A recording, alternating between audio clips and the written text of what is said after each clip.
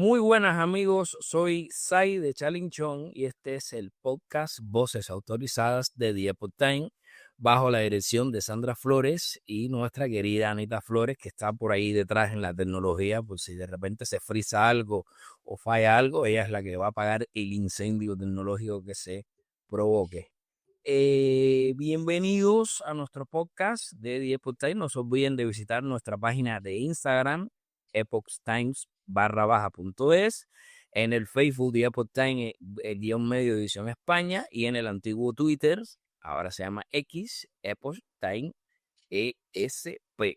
Hoy tenemos a un joven hermano hispano que yo lo voy a calificar, aunque emplee un término tan fuerte como este, es un término positivo. Él es como una especie de torturador o una especie de que hace sufrir a los comunistas de una manera, los pone contra la pared, casi los hace llorar. El otro día lo vi con la tal Arancha Tirado, que hace homenaje a su apellido, que ahora está metida en el tema de Cuba. Ya dejó Venezuela, ahora está con Cuba, para que tú veas que todo el mundo tiene su jefe quien le paga. El otro día también lo vi poniendo a caldo a este señor malagradecido, que en su condición física está vivo gracias a España, pero él está obsesionado, como tiene un apellido euskaldun, con destruir España, que es Pablo Echenique. Y bueno, lo hemos visto por todas partes, por la televisión, por la radio, señalando a todos los que han sido cómplices de la destrucción de Venezuela y que de esa tiranía que ha hecho tanto mal, no solamente a los venezolanos, sino a todos los hispanos y los iberoamericanos en general. Bienvenido, Andrés Villavicencio. ¿Cómo estás? Muchas gracias por la invitación. Estoy bastante bien. Solamente una precisión. Yo tuve un debate fue con Pablo Fernández, no con Pablo Echenique. Sí, de Podemos. Y coincidimos dos veces y bueno, nada, tuvimos ese intercambio. Pues yo juraría que yo te vi a ti en un video, si hay un video de Echenique que te dice Pumas o algo así, ¿verdad? No, no, es con otro exiliado venezolano. He visto, Pero da ¿sabes a quién igual. te refieres? Sí, sí, pero nada. Sí, pero da igual. Ustedes son los auténticos maltratadores de los comunistas españoles. Es buenísimo. Oye, hermano, pues bienvenido a nuestra casa. Cuéntame cómo te sientes después de todo este proceso tan especial que hemos vivido, donde detuvieron a Maduro, donde la tiranía está bajo las órdenes directamente del Departamento de Estado de los Estados Unidos. ¿Cómo te sientes? ¿Qué perspectivas tienes? Bueno, lo primero es que fue ese día, ese 3 de enero, fue algo bastante sanador para la inmensa mayoría de los venezolanos, ver cómo se llevaban a Nicolás Maduro, ver cómo el brazo de la justicia alcanzaba un tirano que se encargó de destruir nuestro país, heredero además del mayor destructor que fue Hugo Chávez, que instalaron un sistema de empobrecimiento premeditado para coaccionar a la gente desde la pobreza para hacerlos dependientes del Estado y ejercer ese control social que los atornillara en el poder. Y además de eso, eh, súmale el secuestro de todos los poderes, súmale estar blindados contra la gente, haber asaltado el Poder Judicial, haber asaltado la Fiscalía General de la República, haber asaltado el canal del Estado y convertirlo en una herramienta de propaganda del Partido Socialista. Y ya el colmo, el 28 de julio de 2024, depravadamente robarse unas elecciones que habíamos ganado y que comprobamos nuestra victoria con casi el 70% de los votos con Edmundo González. Razón por la cual yo estoy en este momento en Madrid. Yo me tuve que exiliar porque fui un testigo electoral, lo que ustedes acá en España llaman un apoderado, representante de un partido que vela por la transparencia del proceso, evidentemente de María Corina Machado y Edmundo González. Yo hice públicas mis actas y comenzó una persecución contra mí que derivó en mi exilio. Fíjate que quienes me persiguieron, hoy cuando estamos hablando, 570 días después, no han publicado el resultado desglosado. Ellos se limitaron a leer una servilleta con unos números fraudulentos y jamás publicaron el desglose. ¿Qué es el desglose? Lo que vimos anteayer, ayer en Aragón, que la misma noche electoral se publicó el resultado y que tú puedes ver y cualquiera puede ver en cualquier portal web de cualquier medio de comunicación, municipio por municipio, cómo quedó el resultado, qué porcentaje obtuvo cada partido, qué cantidad de votos obtuvo cada partido en cada circunscripción. Eso en Venezuela no se publicó. En Venezuela se leyeron unos números fraudulentos y nos persiguieron a todos, a muchos, lamentablemente incluso los asesinaron en centros de tortura. Bueno, pues es lamentable lo que me estás contando. ¿Desde cuándo estás aquí? Yo llegué el 19 de agosto del 24 y salí de Venezuela. Yo me fui a la clandestinidad el sábado 10 de agosto y el 11 de agosto al día siguiente ya estaba en Colombia. Evidentemente, yo escapé a Colombia por tierra. Yo llegué por lo que nosotros llamamos las trochas, que son los caminos irregulares que están en la frontera colombo-venezolana, porque además a mí me habían anulado el pasaporte arbitrariamente para que no pudiera salir de Venezuela. Mucha gente me pregunta, Miri, ¿cómo volaste desde Medellín hasta Madrid si tenías el pasaporte anulado? Precisamente porque como la anulación es arbitraria, solamente tiene efectos dentro de Venezuela, que si tú estás dentro no puedas salir, si estás fuera no puedes ingresar, pero una vez fuera está perfectamente vigente hasta su fecha de caducidad, que en mi caso es octubre de 2031. Es decir, yo tengo 5 años más de pasaporte. Bueno, esto es muy parecido al pasaporte cubano que te obligan a pagar como una especie de impuestos, donde el pasaporte realmente para ellos, cuando el pasaporte dura 5 años, tiene como un valor de un año o de dos y tienes que pagar ese impuesto, o si no, no te sirve para entrar. Hubo coacciones que tienen como los comunistas, este tipo de sistemas coercitivos con la gente, que a la gente a veces le da miedo y por eso la gente se calla y no tiene la valentía como tú y como yo de alzar la voz contra esta gente. Entonces, ¿cuál es la perspectiva que tenemos ahora para Venezuela? ¿Hay alguna proyección de tiempo? Más o menos, tampoco podemos decir en 3 días o en cuatro, pero Claro. más o menos un tiempo aproximado en que ya 100% Delcy Rodríguez y toda esa gente recojan las maletas y se vayan y hay un traspaso de poder. Mira, yo quisiera que fuera mañana, pero lamentablemente va a tomar un tiempo. Lo bueno es que ya la transición comenzó. Nadie puede poner eso en duda. Fíjate que eh, el chavismo, todas sus últimas declaraciones, sus últimas acciones, y ya la estrategia chavista es arrastrarse lo suficiente a Donald Trump para que Donald Trump comience a considerar la idea de que si son tan funcionales, no hace falta sacarlos del poder, pero no lo van a lograr porque Venezuela es inviable con el chavismo en el poder, del mismo modo que Cuba es inviable con el régimen castrista en el poder, y solamente habrá paz, democracia y libertad en el momento que ellos salgan definitivamente. Y en Venezuela se ha comenzado a desmontar este sistema. Fíjate que lo primero fue que por órdenes de Marco Rubio y de Donald Trump, Delcy Rodríguez y su hermano Jorge Rodríguez, que es quien usurpa la presidencia del Parlamento en Venezuela, promovieron una ley de hidrocarburos, la reforma de una ley de hidrocarburos, que básicamente fue derogar lo que han sido 27 años de chavismo y de modelo económico chavista, porque el chavismo se fundamentó en la centralización de PDVSA, la hiperestatalización de PDVSA y valerse de esa circunstancial alza de los precios del barril de petróleo para financiar un estado hipertrofiado insostenible que con el tiempo se comenzó a desmoronar. ¿Qué hace la ley de hidrocarburos? Abre PDVSA y los hidrocarburos de Venezuela a la participación privada, que es la cosa por la que nosotros habíamos abogado siempre, que pudiésemos tener un modelo mixto donde el mayor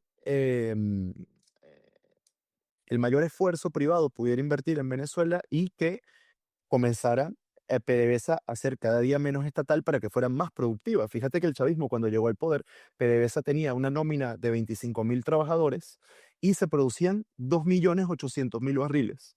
Bueno, ahora la nómina de PDVSA es de 150.000 trabajadores y se producen poco más de 700.000 barriles de petróleo al día. Es decir, ellos sextuplicando la nómina redujeron la producción a menos de un tercio. Eso es el socialismo chavista. La destrucción premeditada, el empobrecimiento y la mediocridad, porque además ellos acabaron con la meritocracia en PDVSA y PDVSA pasó de ser una empresa que tenía un récord mundial en horas hombres sin accidente, que era una cosa que nos llenaba de orgullo a todos los venezolanos, a ser una empresa que se está cayendo a pedazos y que se llenó de enchufados y de amigos adulantes cercanos al poder y no de gente con capacidades y con méritos. Eso explica por qué la destrucción de la industria petrolera venezolana. Entonces, ley de hidrocarburos, privatización de hidrocarburos. Además de eso, una dolarización que va a comenzar en las próximas semanas. Ellos se negaron siempre a dolarizar, ahora van a estar dolarizados.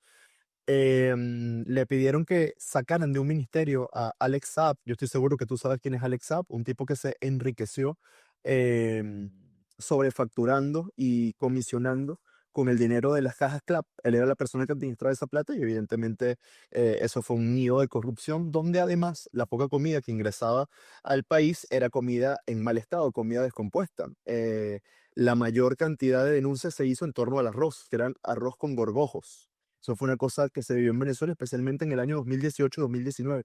Aún se vive, pero con menor intensidad. Bueno, pidieron que sacaran ese tipo del ministerio y lo sacaron el día siguiente. Ahora hay un rumor de que lo han entregado. Sabes que él está, él, y que es el testaferro, ha sido denunciado de ser el testaferro personal de Nicolás Maduro. Supuestamente él ha sido entregado junto a Raúl Gorrín. Raúl Gorrín es otro de los grandes testaferros del régimen por medio del cual ellos compraron el canal, el único canal opositor de Venezuela, que era Globovisión. A través de este señor, ellos compran Globovisión y cambian la línea editorial, y la línea editorial se vuelve una línea editorial completamente servil al poder.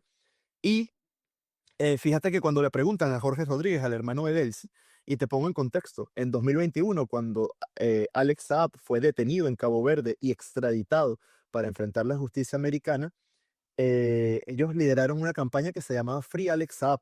Y el jefe de esa campaña era Jorge Rodríguez, ¿no? Hasta que lograron que lamentablemente Biden, en unas negociaciones que el chavismo le incumple a Biden, Biden libera a Alex Saab. Pues Jorge Rodríguez, que encabezó la campaña de Alex Saab, de Free Alex Saab, le preguntaron la semana pasada que si era cierto que habían detenido y entregado a Alex Saab, y él dijo, a mí no me compete como diputado hablar de esos temas. Entonces, fíjate lo mucho que han cambiado las cosas del 3 de enero en Venezuela. Otra cosa es Diosdado Cabello. Sabes que él tenía un programa, tiene un programa de televisión en el que, por cierto, hace 2 semanas me mencionó. Nunca Qué había honor, pasado qué que honor. sí, vale. Bueno, en la Cuando te última mencionan temporada. que en la televisión, cuando a mí me han mencionado en la televisión cubana y ponen tu cara y dicen financiado Sí, sí. por, ya no sé, Sí. tú ya no sé quién me financia, tú tampoco debes saber, a mí me financian ya, me paga la CIA, me paga el Mossad, me paga el CNI, no sé, montones de gente que me pagan. Y esto es un orgullo porque ellos no saben que sin querer, tratando de convertirnos en malos, nos están convirtiendo en las caras de la nueva Venezuela y de la nueva Cuba, porque la gente dice, al final la gente se da cuenta que todo eso es propaganda. Además, mucha gente te Claro. conoce, está en tus redes sociales, tiene tu WhatsApp, dice, esta persona no es mala, esta persona no es un terrorista, no es un delincuente, pero bueno, cuéntame qué te pasó. Nada, que él tiene un segmento, hay una cartelera donde él imprime los tweets como virales de esa semana y él los lee y después con un marcador rojo los tacha. Entonces sacó uno que Andrés Villavicencio y me lee y me tacha. Y bueno, nada, un honor salir en la temporada final, pero tienes que saber que antes del 3 de enero este programa se emitía un estudio lleno de gente, donde habían unos aduladores que aplaudían las gracias de este señor y aplaudían la persecución de las personas, aplaudían la violación de derechos humanos reiteradas que hay en Venezuela. Y a partir del 3 de enero, no, a partir del 3 de enero él lo está haciendo como una especie de búnker él solo. Y la primera vez que hubo una transmisión post 3 de enero, él dijo que él temía por su vida. O sea, imagínate tú, el rostro de la represión en Venezuela diciendo que teme por su vida. Las cosas cambiaron definitivamente el 3 de enero. Y por último, yo te diría que es la liberación de los presos políticos. Fíjate que esto es lo que a ellos más le ha costado y lo que han hecho más a cuentagotas, porque ellos saben, primero, fíjate que incluso anunciaron que se va a cerrar el helicoide, ¿no? Que es un centro de torturas, que hemos denunciado que es un centro de torturas de hace muchos años y ellos lo negaban. Ahora, admiten que era un centro, a pesar de que lo dijeron a regañadientes y con la boca pequeña, admiten que era un centro de reclusión y que van a convertirlo en una especie de centro deportivo y cultural. Yo no estoy de acuerdo con eso. También hay gente que dice que hay que demoler la infraestructura. Tampoco estoy de acuerdo. Yo lo que pienso es que se debe hacer lo que se hizo en Auschwitz, que eso se convierta en un museo de la memoria para que la gente pueda recordar lo que vivimos, para que la gente pueda recordar el horror que significó el chavismo y que cualquiera pueda visitarlo cuando desee hacerlo para constatar de primera mano esas páginas oscuras de la historia de Venezuela que habremos pasado para siempre, más temprano que tarde. Y fíjate, decían que no había presos políticos y ahora están liberando presos políticos que no tenían, cerrando centros de tortura que no existían y admitiendo que sus familiares no los habían visto desde que habían sido secuestrados. Fíjate que el caso de Juan Pablo Guanipa, que es un amigo que a nivel personal le tengo un aprecio inmenso y que a nivel político lo respeto mucho, él fue liberado hace unas horas y en menos de 10 horas fue encarcelado nuevamente. Y la forma en la que lo encarcelan, no hubo un organismo del Estado donde unos funcionarios se identificaran y procedieran a su detención, sino que llegaron en 3 vehículos, 10 personas encapuchadas con armas largas a llevárselo, secuestrado. Entonces, ¿se podría tratar de una desaparición forzosa? Yo espero que no, yo espero que él aparezca lo antes posible y que aparezca sano y que aparezca bien y que esté en libertad. ¿Qué es lo que pasa? Que como Juan Pablo Bonipa es un tipo que jamás se ha arrodillado frente al chavismo y él salió diciendo la verdad y él salió confrontando al régimen y él salió poniendo los puntos sobre las íes, enseguida procedieron contra él. Y fíjate que dicen que él había incumplido sus medidas cautelares y las únicas 2 medidas cautelares que le habían impuesto en la boleta de excarcelación era prohibición de salida del país y presentación periódica de una vez al mes ante un tribunal en Caracas. Ninguna de esas 2 medidas habían sido violadas. Lo secuestran porque no toleraron que él es una prueba de que la democracia y que la libertad están regresando a Venezuela. Y yo estoy seguro que las 2 personas que hoy están impidiendo que los presos políticos sean liberados son Diosdado Cabello y Tarek William Saab. Esos son los 2 candados de las celdas de los presos políticos.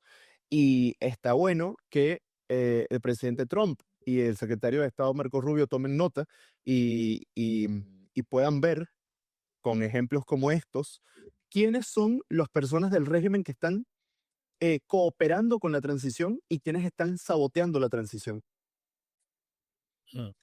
Em, Volviendo al tema de PDVSA y hablando un poco de la decadencia, ¿no?, que vivió Venezuela, porque eso es el comunismo es decadencia, además de Ujú. muerte, hambre y desesperación de las personas. Vi un vídeo, no sé si tú lo has podido ver, era un vídeo de unos supuestos trabajadores de PDVSA, un señor muy obeso, que era como el director o el jefe o algo así, diciendo, estamos con la revolución, no sé qué, por aquí, por allá. Él estaba como un poco nervioso y estaba así como, ¿sabes? Y el resto de la gente decía, viva la revolución, pero con un ánimo, con Claro. una alegría. Yo creo que eso me recordó mucho a Cuba porque es como es el reflejo, ¿no? En ese minuto se grabó la decadencia, ¿no?, que produjo el comunismo en la gente y sobre todo el cansancio de estar cada 5 minutos repitiendo consignas Continúo. constantemente y en el adoctrinamiento. ¿Qué nos puedes contar sobre esto? Mira que esto es lo que pasa en todas las instituciones públicas venezolanas, no solamente en PDVSA, también pasa, por ejemplo, en Corpoelec. Sabes que en Venezuela toda la electricidad es estatal, no existen empresas privadas que presten el servicio de electricidad.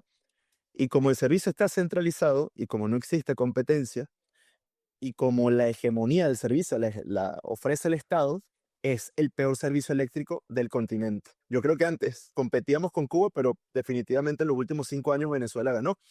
¿Y por qué Venezuela ganó? Porque tú puedes ver que mientras hay un apagón en una ciudad, se está realizando una manifestación del Partido Socialista, del Partido Chavista, a la que asisten de forma obligada y bajo coacción los trabajadores de las empresas públicas.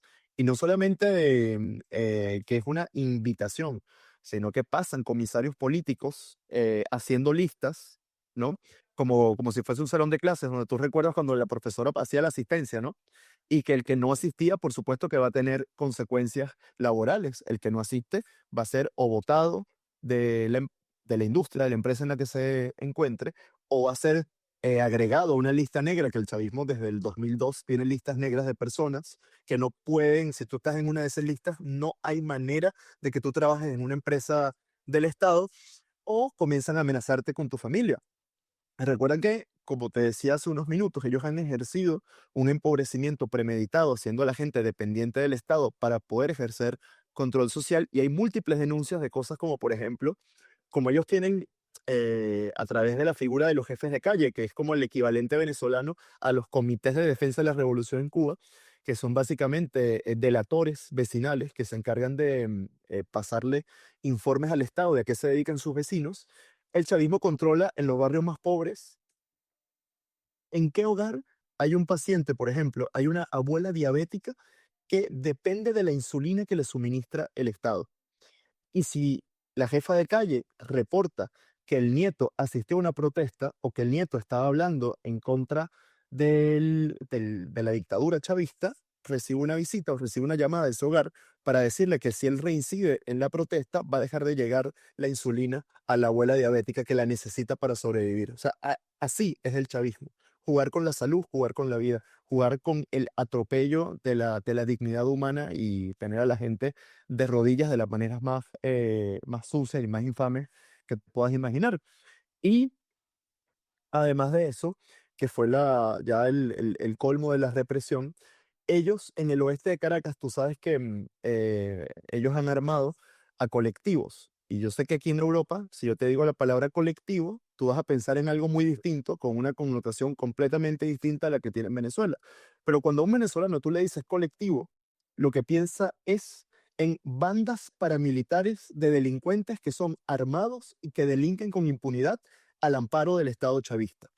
El más famoso de estos grupos es el colectivo La Piedrita. Es un colectivo de delincuentes que están en el oeste de Caracas, que tienen armas largas, que se dedican a la guerrilla urbana, se dedican a amedrentar vecinos, se dedican a grabarse videos con los rifles amenazando que quien proteste lo van a balear. Y que además gozan del patrocinio del ministro, me imagino que has escuchado este nombre, Ernesto Villegas, ¿no? Tú puedes ver incluso en mi cuenta de Twitter, yo publico un video de cómo aparece el líder del colectivo La Piedrita, que se llama Valentín Santana. Valentín Santana da un discurso diciendo que con las armas van a defender la revolución, que no sé qué. Y a los pocos segundos llega Ernesto Villegas y se dan un abrazo. Y llega además un general y también se da un abrazo. Es decir, el Estado y el AMPA y el crimen hecho una misma cosa. Como dato curioso, tú sabes que en Caracas, hace varios años, Aranza Tirado fue a presentar un libro, ¿no? Con un ministro de la dictadura chavista. Adivina qué ministro fue. Ernesto Villegas. Es decir, la señora presentó un libro al lado de un patrocinador del terrorismo. Ujú. Desde luego, Venezuela ha sido, yo no voy a decir que Venezuela. Venezuela es un estado, una patria.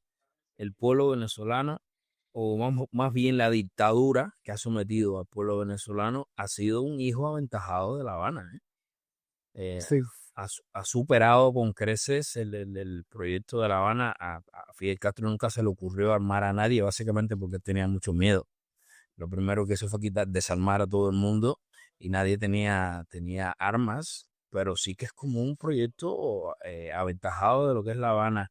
Y, em, no, y además una pregunta, ¿cuántos millones de habitantes tiene Cuba? 12, ¿no? 10.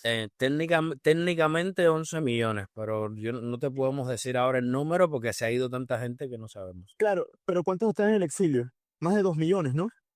Sí, sí, Yo sí, diría que podríamos decir que casi el 20% de la población se ha ido. exactamente. Bueno, Bueno, porque, Cuba ahora porque en es un Venezuela, país de niños y de ancianos. claro, porque te iba a decir, por lo menos en Venezuela, que nosotros somos 30 millones de habitantes, se han ido casi 9.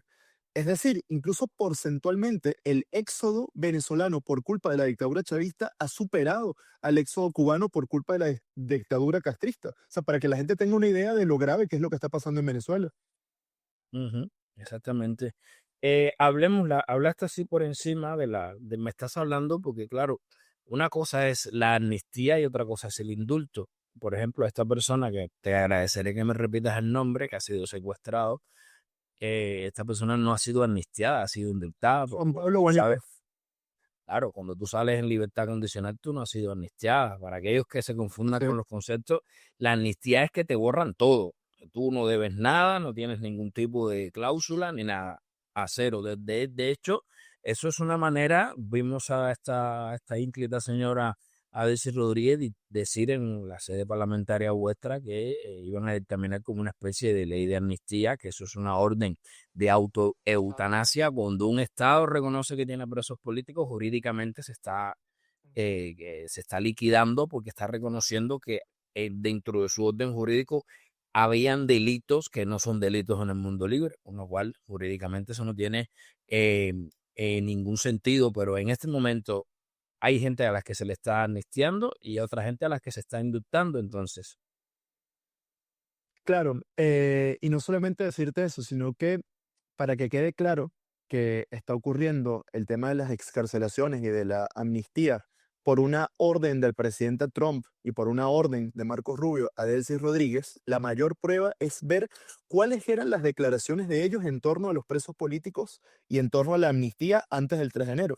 Yo creo que la comparación más escandalosa es la de Jorge Rodríguez. Jorge Rodríguez tiene una declaración desde el Parlamento diciendo que al fascismo ni agua, que jamás habrían excarcelaciones, entre otras cosas. Y luego el 3 de enero, él recientemente hizo una declaración diciendo que a él no le gustaban los presos, ¿no? Que él quería la reconciliación, que él quería el... Y es que, a ver, yo no creo que nadie pueda pensar que ellos un día se despertaron mágicamente queriendo Sí, sí, sí. que la cosa cambiara. Es que lo creas pronto, desde luego. Claro, es evidente lo que está pasando. Pero sí, fíjate que los escarcelados que tienen medidas cautelares no están siendo amnistiados, están siendo excarcelados y fíjate que no hace falta una ley de amnistía para excarcelarlos porque la ley de amnistía aún no se ha tramitado legislativamente, está en la discusión parlamentaria, pero no es una ley que esté vigente, no es una ley que sea promulgado, ¿me entiendes? Y eso han producido las excarcelaciones, es decir, tú puedes hacer esas excarcelaciones sin necesidad de una ley de amnistía, pero cuando tú lees la ley de amnistía es cuando tú te das cuenta cuál es la trampa. Y es que la trampa es que te habla de un conflicto político, ¿no? Sí, sí, Como si hubiese dos bandos. No, no, no sí. había dos bandos. Había un bando armado con la hegemonía de las armas, asesinando y torturando a un bando de civiles desarmados. No fue un conflicto, fue una masacre. Entonces, em, como ya nos conocemos, porque tenemos 27 años en esto, es evidente que esa ley de amnistía lo que pretende es blindar la impunidad de los delincuentes chavistas, ¿no? Y eso es inaceptable. Eso es inaceptable. Aquí no puede ser que tú pretendas equiparar el dolor de una madre, de un hijo asesinado en torturas, con el torturador, como que los dos sufrieron lo mismo. No, no, es que no sufrieron lo mismo. Es que uno es un delincuente y el otro es un asesinado que merece memoria, dignidad y justicia, y el otro es un delincuente que tiene que responder ante esa justicia. Entonces, ¿de qué estamos hablando? ¿A qué va esa ley de amnistía? ¿Cuál es la verdadera motivación de promulgar esa ley? Esa es la verdad, ese es el verdadero debate que tenemos hoy en Venezuela. Ahora, yo entiendo que las transiciones se trata a veces de que quienes colaboren con desmontar el sistema dictatorial puedan recibir beneficios procesales. Yo eso lo entiendo, pero yo trazaría la línea moral en haber violado derechos humanos. Si tú violaste derechos humanos, tienes que responder ante la justicia. Un punto importante para aquellos que nos escuchen en el podcast, el secretario de Estado, Marco Rubio, hizo referencia, como no sé si lo ha hecho para Venezuela, pero lo está haciendo para Cuba, y se está pareciendo mucho, y esto me huele a quemado. Pusieron como referente a la transición española, que evidentemente fue modélica, pero tenemos que recordar, porque aquí Andrés nos está diciendo cuál es el principio, ¿no? De la famosa ley de amnistía, que había un conflicto político. Y en el caso de España, que es el ejemplo del que vamos a hablar, había un enfrentamiento entre dos bandos, el bando fascista y el bando comunista, las cosas como son. Y esos dos bandos fueron los que, digamos, se perdonaron y se reconciliaron. Nosotros hemos sido, como bien lo ha dicho Andrés, a nosotros nos han maltratado, nos han encarcelado, nos han matado a la mamá, el abuelo, el primo. Entonces, desde luego, es totalmente inaceptable, no solamente para Cuba, sino también eh, para Venezuela, que ningún asesino se vaya de rositas, no se pueden ir de rositas. E incluso si nos toca obtener un poco de mano izquierda y para que se vayan, para que entreguen el poder, ya para que venga la transición, no se piensen, en el caso de Cuba, y perdóname si hablo en tu nombre también, que como ha pasado en Argentina, en Chile, en otros países, no le vamos a abrir procesos después, desde luego. El objetivo maximalista sería que los pudiéramos condenar, pero tú sabes que en la política a veces es una negociación y aunque digamos, el bando ganador de facto tiene control sobre los perdedores, pues a veces se tiene una cierta mano y una cierta cosa. Hay un hermano venezolano que ahora no recuerdo el nombre, pero que él estuvo preso en el helicoide y que él hizo una recreación en 3D sobre el helicoide. Yo lo recomiendo Víctor, sí, que también vive en Madrid, me parece. No, Víctor vive en Argentina, si la No, memoria no me falla. sí, pero yo lo he visto, nos vimos una vez en Madrid y hablamos de realidad helicoide, que Yo, es el yo nombre de estuve de su con él, organización. sí, yo estuve con él en la cumbre del CELAC, que vino de él, si Europa, digamos así, pero de si no estaba prohibida, dos veces que viene aquí a Europa. Y entonces yo no quise ponerme aquellas gafas. A mucha gente por morbo se le ocurrió, no se me ocurriría asomar la cara a algo así, porque yo sé lo que es, pero yo le recomiendo a muchas personas que busquen a Víctor, a ver si pueden, si Víctor sería interesante buscar la manera de, ahora en este instante que está transcurriendo, que la dictadura está reconociendo que el Helicoide era un centro de tortura y el señor Moneidero iba ahí a hacer conferencias de todas las cosas, que la gente pudiese ver en 3D. Ojo, ojo, y Monedero iba, no solamente que iba a hacer conferencias, sino que iba a hacer conferencias sobre derechos humanos. O sea, era así, especialmente minero, sí, lo que hace este señor. Pero ¿hasta dónde, no? Entonces les recomiendo que busquen a Víctor. Víctor, ¿qué se llama? Que no me acuerdo ahora. Ya te lo busco en este momento, porque es que yo lo tengo guardado como Víctor Realidad Helicoide, pero ya te voy a decir su nombre, te lo estoy buscando en este momento. Víctor Navarro Bueno, se llama él, Víctor Navarro. mire, busquen a Víctor Navarro. Víctor Navarro sería muy interesante en este instante que transcurre ver la posibilidad si lo podemos poner en Madrid, en Barcelona, en cualquier lugar, o varias exposiciones en distintos sitios, porque eso al final es una programación para que la gente pueda ver qué era lo que vivían los venezolanos, qué es exactamente lo que han vivido los cubanos, qué es exactamente lo que vivieron los españoles en la guerra civil, que los comunistas los persiguieron, es exactamente lo que ha vivido el pueblo chino, lo que han vivido muchos pueblos sometidos por el comunismo. Les recomiendo que lo miren. Tenemos que hablar de un personaje que yo creo que es fundamental de cara aquí a España. Para el Departamento de Estado es completamente insignificante, pero creo que hay que hablar de él. ¿Qué opinión tienes de nuestro ínclito Zapatero? Bueno, Zapatero no solamente que es un aliado de la dictadura chavista, sino que es un lobista del régimen. Él es la persona, es la ficha más importante que el chavismo tiene en Europa. O sea, Pablo Iglesias sueña con llegar a ser para el chavismo la mitad de lo importante que es Zapatero. Y nosotros nos dimos cuenta de esto en el año 2018, porque en el año 2018 se realizó una, una mesa de diálogo y de negociación entre representantes de la oposición venezolana y representantes del chavismo en función de obtener condiciones electorales para poder participar. No se consiguieron ese año, en el año 2018 no se consiguieron. Quienes fueron a la delegación por la oposición vieron que también estaba la presencia de una especie de árbitros que iban a ser supuestamente imparciales y que iban a velar porque esas conversaciones entre oposición y chavismo se llevaran de la mejor manera. Entre esos supuestos árbitros imparciales estaba Zapatero. Y Zapatero se dedicó a operar por el chavismo en esa mesa de negociación. De ese año en adelante, ya Zapatero es abiertamente una ficha más dentro del sistema chavista. Y fíjate que acá en España, está exiliado un exministro chavista que se llama Rodríguez Torres, ¿no? Rodríguez Torres fue el creador de una de las cámaras de tortura que se llama La Tumba. No sé si tú has escuchado hablar de esto. La tumba es una celda que queda, creo que son 8 sótanos hacia abajo, ¿no? Donde eran encerrados presos políticos a los que se les sometía a lo que se conoce como la tortura blanca, que es no te agredo directamente, pero te pongo en una habitación donde hay una luz blanca todo el día. A ti se te va la noción del tiempo, tú no sabes si es de día o de noche, te ponen la temperatura muy baja para que no puedas dormir por el frío y te mantienen allí durante muchos días, incomunicado además, sin acceso a atención médica, sin acceso a visitas familiares y por supuesto sin acceso a un abogado. Él fue el creador de eso.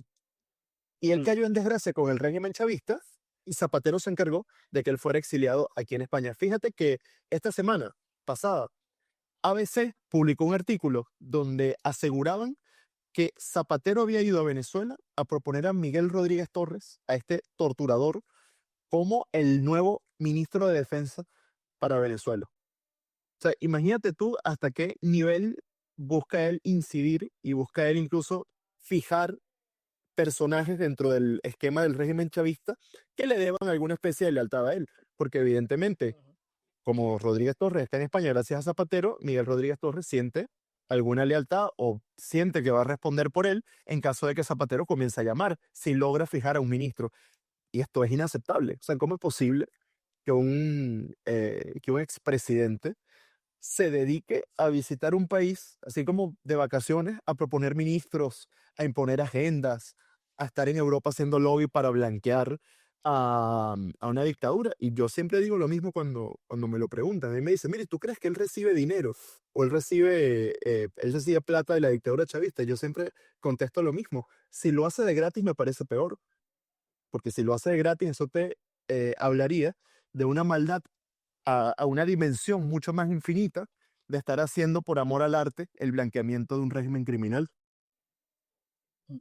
El sistema de tortura que tú relataste hace un rato, em, ese me recordó un sistema muy similar que utilizan en el centro en Villamarista y en Cien Aldabo, que son dos centros de tortura bastante conocidos en Cuba.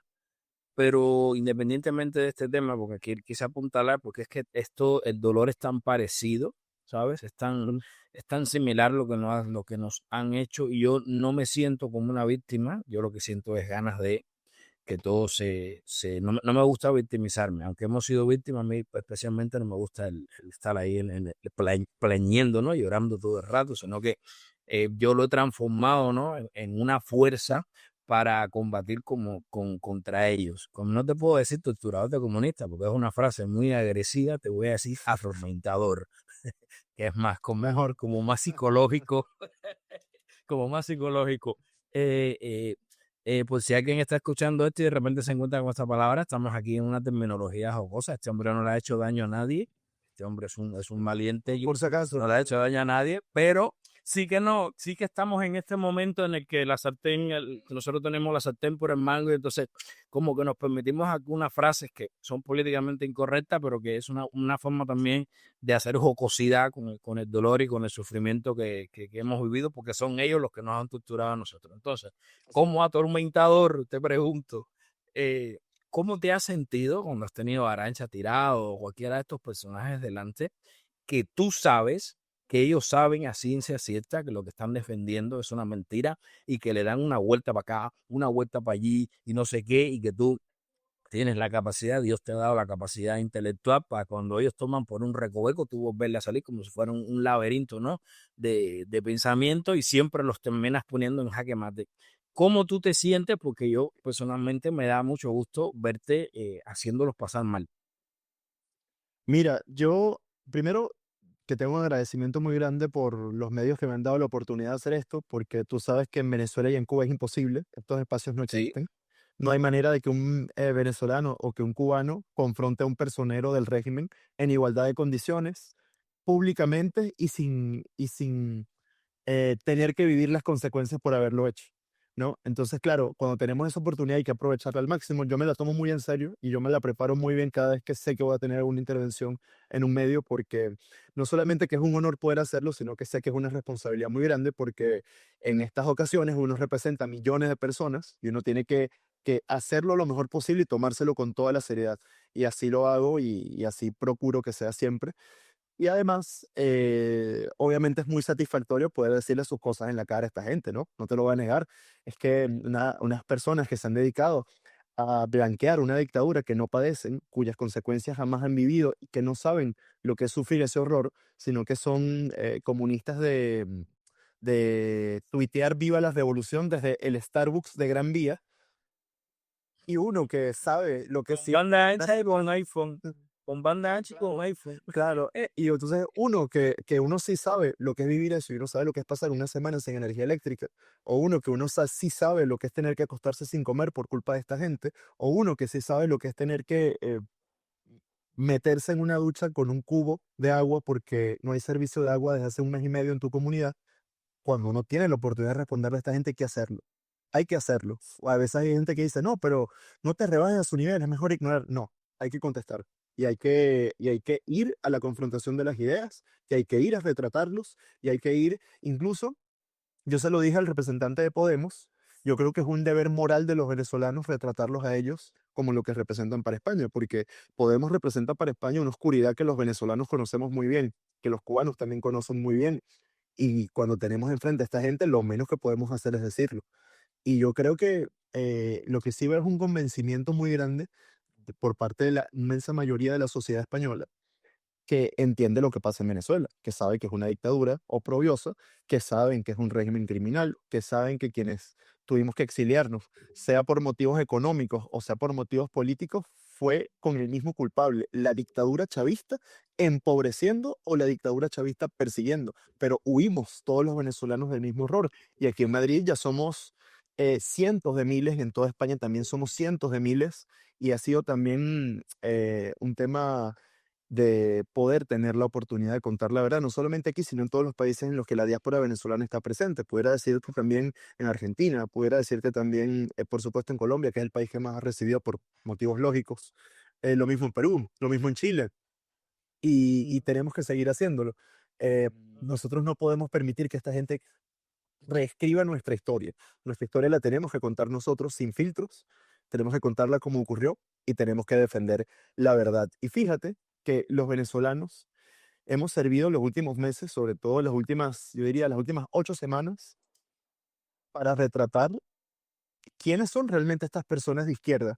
Porque fíjate que ellos siempre van con la bandera de la ultrainclusión, de que todo el mundo cabe en España, el tema de la diversidad, y a ellos realmente no les gusta la diversidad. A ellos lo que les gusta es su agenda ideológica.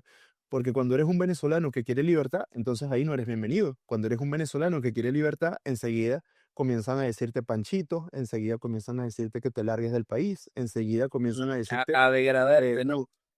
a decirte parásito, cuando hizo una diputada electa de Podemos en el Congreso, tuiteó parásitos. O sea, esa es realmente la extrema izquierda. Y además de una xenofobia antivenezolana, también hay mucho clasismo, mucho pijo progre clasista. Fíjate que cuando se realizó una manifestación frente a la Embajada de Estados Unidos en Serrano, donde no había migrantes venezolanos, habían era comunistas y podemitas, un venezolano que estaba trabajando en una de estas empresas de delivery, se detiene su bicicleta y los comienza a increpar. Y una de las cosas que le gritaron fue, cállate, facha pobre. Es decir, no solamente xenofobia, sino también clasismo. Este es el rostro real de esta gente y sirve para que el país entero los vea y el mundo entero sepa quiénes realmente son. No solamente los cubanos y los venezolanos, sino los nicaragüenses, los chinos, Sí. los vietnamitas, los de Corea del Norte, bueno, coreanos del norte, la verdad que no sé si hay alguno aquí, pero sí que hay muchos chinos, Pero hay muchos iraníes también. también los iraníes, toda esa gente conoce muy bien quiénes son Podemos. Acabamos de hacer una entrevista a los iraníes, están muy enojados, pero muy, muy enojados con Podemos, con lo cual nosotros les estamos haciendo el favor a los españoles de liberarlos de esa lacra. Otra cuestión que creo que es importante que has dicho, eh, el- absolutamente todo, desde mi punto de vista, absolutamente todo lo rige la política, incluso la economía. Con lo cual, los venezolanos que crean que se fueron de Venezuela por problemas económicos, se fueron por causa de una mala gestión política. Creo que Así quiero es. porque es también el mensaje a veces, no, yo me fui por la situación económica, yo no me meto en política, pero es que la situación económica la creó una mala gestión comunista, una mala gestión de las industrias, estas nacionalizaciones raras y poner de repente al frente de una siderúrgica a un tipo que sí, que era comunista, pero no tiene nada de ninguna idea de cómo se funde el metal y ninguna de estas cosas. Y creo que es importante que le expliquemos a la gente que todo, absolutamente todo, la política es el centro de la vida de la gente. Esta conversación es política por nuestro Totalmente. pensamiento, pero también porque alguien reguló la tecnología para comunicarnos, alguien reguló este aplicativo por el que nos comunicamos. Yo siempre trato de explicarle eso a la gente, y perdona que toque este tema, pero creo que es importante a veces eh, eh, la propia contaminación comunista como que nos ha hecho tener un cierto rechazo a lo que es la política, y el comunismo es una cosa y la política es otra, perdóname. A los que crean, a los que todavía se crean el cuento de que Maduro era un presidente elegido por el pueblo y que Venezuela era un pueblo soberano cuando la soberanía estaba literalmente secuestrada, porque quien no sepa lo que es la soberanía es la representación del pueblo a través de los poderes del Estado. Dice, poderes del Estado secuestran al pueblo, no hay soberanía que valga. No, Está haciendo la y otra cosa, soberanía. y tan violentada estaba la soberanía de Venezuela que fíjate que la escolta presidencial de Maduro era soldados del ejército cubano. sea, tú te imaginas una mayor cesión a Exactamente. la soberanía nacional que tener a la escolta presidencial de un ejército extranjero. ¿Cómo se explica eso? ¿Ah? ¿Y qué hacían 32 soldados cubanos rodeando a Maduro? Cosa que Maduro había negado en múltiples entrevistas donde se lo había preguntado 32, directamente. 32 como mínimo, ¿eh? Como mínimo, exacto. Pero fíjate que varias veces se lo preguntaron, la más viral, que evidentemente en enero, por razones obvias, la gente comenzó a repostearla, era la entrevista que él tuvo con María Elvira Salazar, antes de ser ella congresista, Ujú. cuando todavía era una periodista que trabajaba en el ejercicio de su profesión, y ella le preguntó directamente, ¿es verdad que existe la presencia de soldados cubanos en Venezuela? Y Maduro dice, no, no, para nada. Yo jamás los he visto y no tienen nada que hacer aquí, no está. Pero ¿cómo que no los habías visto? Se los tenías hasta de escolta presidencial. Y eso te sirve como prueba, como abreboca de hasta qué punto el G2 cubano, hasta qué punto militarmente Cuba tiene controlado al sistema chavista y está infiltrado en las esferas de poder de Venezuela. Porque si la tenía la escolta presidencial, de en adelante pueden estar en cualquier lado y tú lo sabes. Tú sabes que es así. Exactamente, sí. Ulises Rosales del Toro es un personaje que te recomiendo que lo investigues. Ulises Rosales del Toro fue un alto cargo del ejército cubano, fue el que estuvo al frente junto con Ramiro Valdés, el ínclito Ramiro Valdés, que fue el creador en Cuba de los sistemas represivos, de todas estas cosas. Estas fueron las personas que estuvieron al frente de dominar y controlar a los venezolanos. A la pregunta que íbamos, a los que todavía se crean ese cuento chino de que, de, che, de que Chávez fue un gran tipo, de que Maduro es un gran tipo, de que Che fue un gran tipo, de que Fidel fue un gran tipo, que, que el pobre pueblo que está oprimido por el imperialismo yanqui y todos esos discursos raros que tú dices, hermano, actualícese, estamos ya en el siglo XXI, ustedes están todavía en la edad de piedra. A esas personas, a los que creen todavía en esos discursos y que muchos se hacen llamar antifranquistas, es curioso, se oponen a la dictadura de Franco, pero están felices con que otros pueblos sean sometidos a dictadura, gente que incluso sufrió tortura, es una cosa muy rara y muy desequilibrante. A estas personas, ¿tú qué les dirías? Pero yo le diría que la lucha por los derechos humanos no tiene fronteras y no tiene miopía ideológica, ¿no? Eso en primer lugar. Y lo segundo, que me parece una gran hipocresía lo que hacen, condenando la extracción que Trump ordenó a Maduro, porque si en la década de los 60 o en la década de los 70 la Unión Soviética hubiese entrado con un escuadrón de Spetsnaz a llevarse a Franco a un gulag en Siberia, ellos no hubieran salido hablando de la soberanía, ni del respeto a la libre determinación de los pueblos, ni del derecho internacional.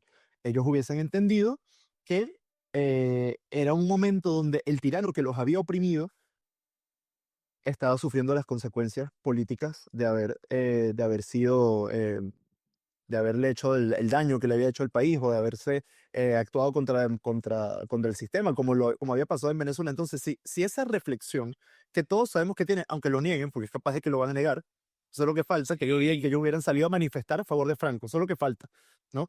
De la izquierda española que defienda a Maduro. Pero ellos saben que lo que pasó en Venezuela fue eso, fue una acción contra un tirano más que merecida, porque Nicolás Maduro era un tipo que se había robado unas elecciones, era un tipo que se había enriquecido asquerosamente en el poder. Fíjate en una cosa de los regímenes comunistas, ¿no? La gente siempre empobrecía, pero el líder no.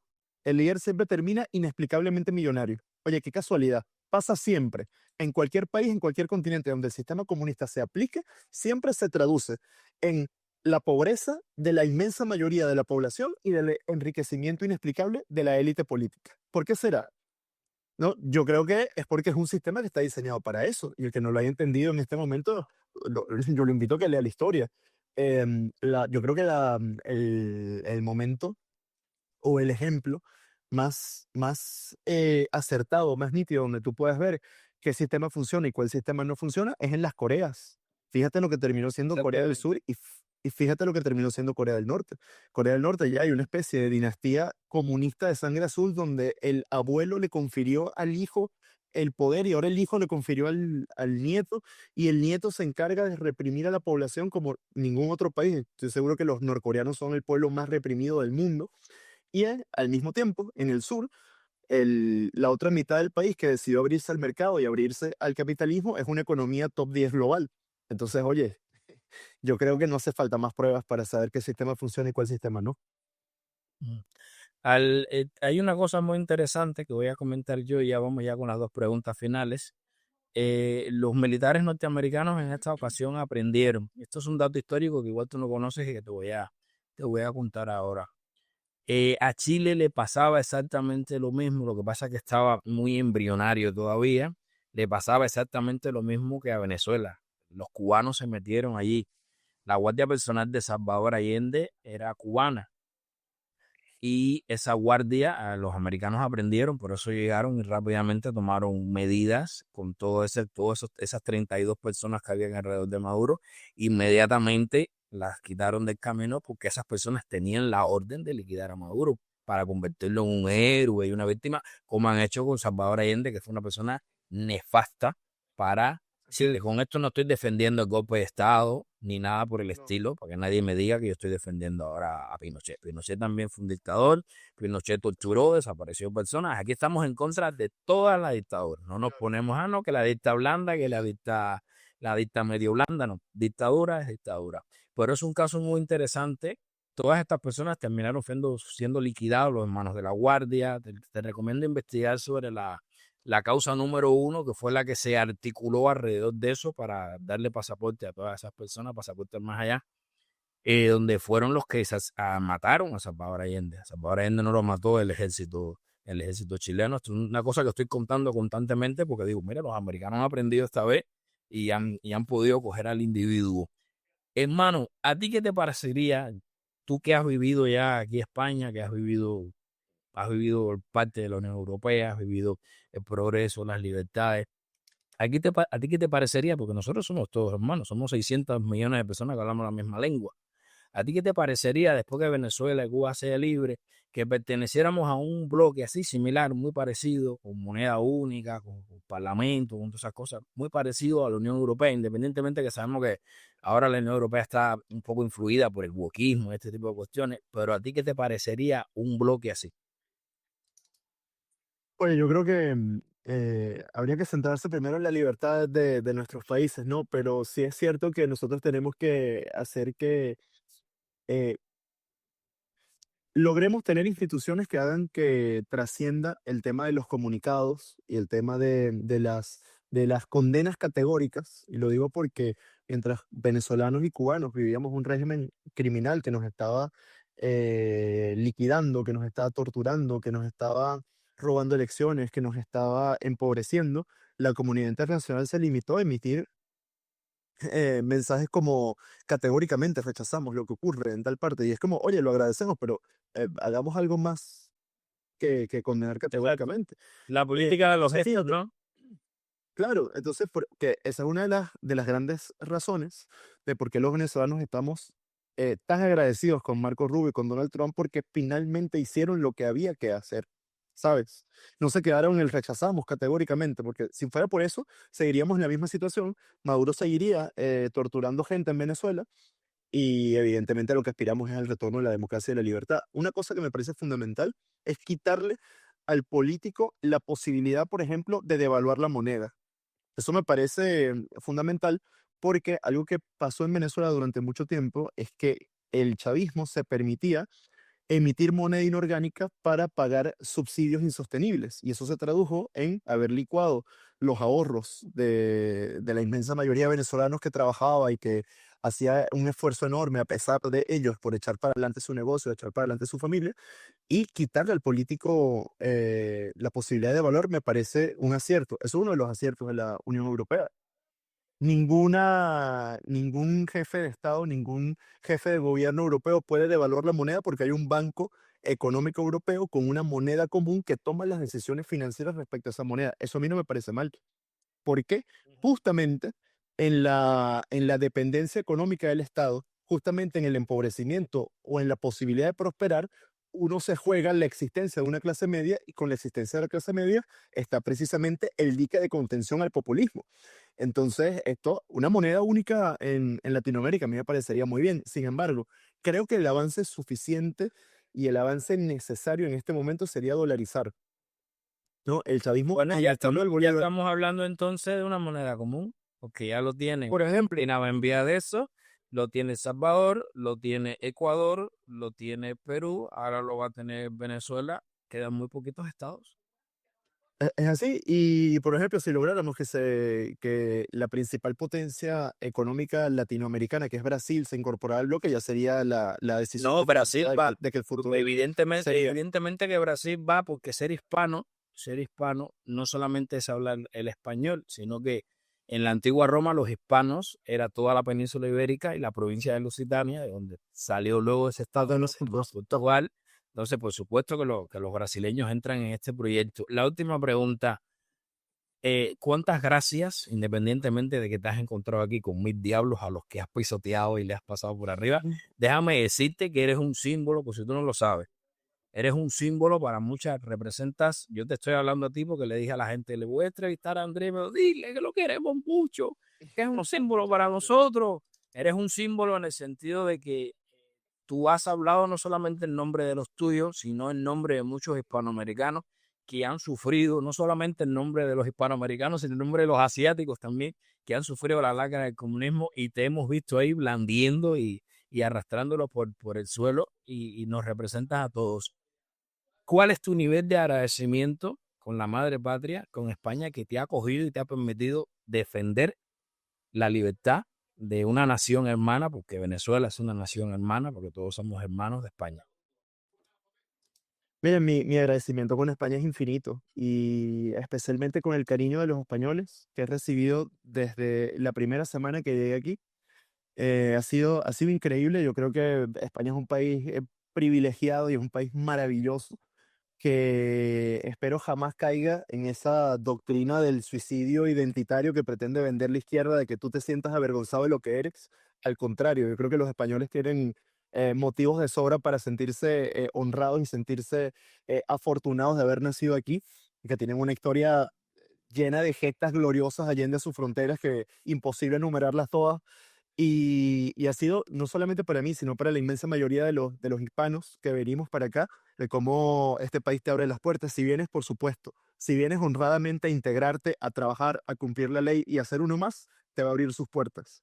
Y nada, yo siempre agradezco y siempre digo que es lamentable que ese agradecimiento infinito que los venezolanos sentimos por la sociedad española no podamos copiar y pegarlo a una clase política que no ha estado a la altura, a una clase política que ha blanqueado a la dictadura chavista. Bueno, un sector de la clase política, quiero recalcar, porque por supuesto Sí, claro. que muchos otros están claros de lo que está ocurriendo y también nos han apoyado muchísimas veces, y cada vez que hay una manifestación, por ejemplo, en Sol, por el tema de la libertad de Venezuela, ellos asisten a acompañarnos, y eso también se agradece. Pero nada, yo siempre le he dicho, yo cuando regrese a Venezuela, que espero sea lo más pronto posible, voy a llevar siempre conmigo el cariño tan grande que recibí aquí, y los infinitos buenos recuerdos que tuve en Madrid, que tuve también las pocas veces que he salido, que espero tener la oportunidad de recorrer más partes de España antes de regresarme a Venezuela.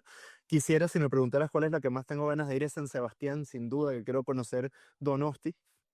Y nada, deseo. ¿Tienes algún tipo de vinculación familiar con España, un antepasado o algo? ¿Por qué te atrae tanto San Sebastián? No, no, yo porque soy muy cinéfilo y el Festival de Cine de San Sebastián es como lo más grande que se genera aquí. Y quiero. Pero bueno, también está el de Málaga, que es un gran festival.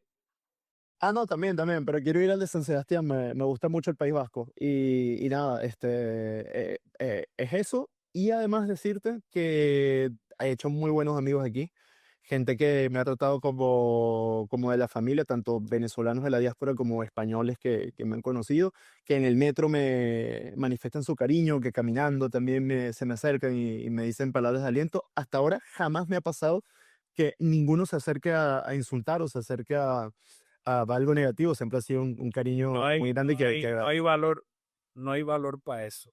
Ya te digo yo. No sé, no sé. pero no hay valor para Pero, eso, no hay valor. pero oye, de nuevo decirte que mi agradecimiento es gigante por este país. Bueno, pues cuando te regreses para Venezuela, llévate ese cariño, ese amor de hermanos, porque todos somos españoles, compartimos esta lengua común, aunque nos llamemos venezolanos, nicaragüenses, cubanos, no sé qué. Como dice Isabel Díaz Ayuso, el madrileño de Venezuela o el madrileño de Nicaragua, el madrileño de, ¿sabes? Porque todos somos hermanos y necesitamos entender nuestro pasado para comprender los problemas que tenemos en el presente y proyectarnos hacia el futuro. Queridos amigos, muchísimas gracias por asistir a esta interesante entrevista que ha sido muy graciosa porque nos hemos estado riendo de los malos y como ese espíritu hispano que nos imbuye, tratamos de convertir el drama en alegría, forma parte de nosotros a pesar de que hemos vivido cosas tristes y cosas muy duras y tenemos muchas cosas que denunciar, muchas cosas que contar, pero la sonrisa no se pierde, aunque sea por dignidad, no se pierde la sonrisa. Y este ha sido una persona muy querida, insisto, no solamente para los venezolanos, para los españoles, sino para muchos hispanos del mundo que ven en ti una voz, una representación y un cariño y las cosas que les quisieran decir, incluso le dirían más, pero bueno, también lo que es el marco televisivo, pues uno se tiene que comportar, no le puedes decir hijo de tu madre y todas esas cosas que te gustaría decir realmente, ¿sabes? O maldito, no sé, cosas que uno le gustaría decir y que uno trata de mantener, ¿no? La cordura para que no digan que somos ultraderechistas locos, aunque tenemos todo el derecho del mundo a patalear y a gritar, pero este ha sido nuestro querido Andrés Villavicencio. Andrés, gracias por haber participado en el espacio y nos vemos con la capital del reino cuando esté por allí. Y queridos amigos, este ha sido el podcast Voces Autorizadas. Soy Sai de Chalinchón y nos vemos en una próxima aventura con personajes súper interesantes que vamos a estar entrevistando esta semana. Andrés es de los que está en el top número 1 con Andrés. Como se dice, en Cuba se rompió el bate y hemos botado la pelota del estadio. Así que muchas gracias, un saludo, que Dios me los bendiga mucho y este ha sido el podcast Voces Autorizadas. Gracias. Un abrazo.